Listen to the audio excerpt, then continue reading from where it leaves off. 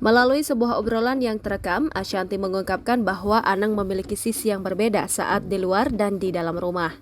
Awalnya Ashanti membagikan keseruannya dalam momen tersebut. Dia mengatakan berencana untuk bermesraan dengan suaminya selama liburan. Hari ini mau mesra-mesraan, ucap Ashanti. Sayangnya, rencana Ashanti untuk berbicara lebih lanjut terpotong oleh Anang yang mengungkapkan perasaannya lapar.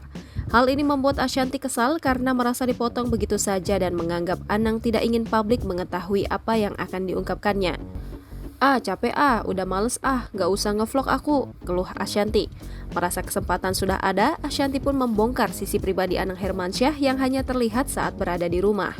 Ia mengungkapkan bahwa Anang seakan tidak bisa jauh dari keberadaannya di rumah.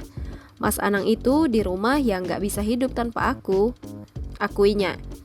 Tidak hanya sekedar kata-kata, Ashanti memberikan bukti nyata terkait pernyataannya.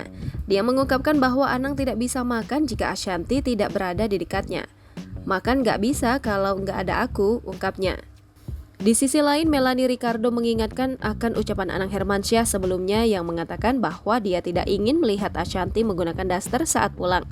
Mendengar hal ini, Ashanti memberikan tanggapannya, mengungkapkan bahwa apa yang diucapkan Anang adalah bagian dari pencitraan belaka.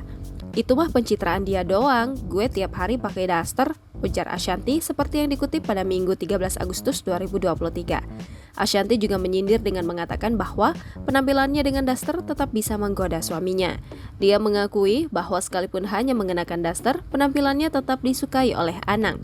Namun, Ashanti menambahkan bahwa Anang tidak pernah menuntut apapun darinya terkait pakaian.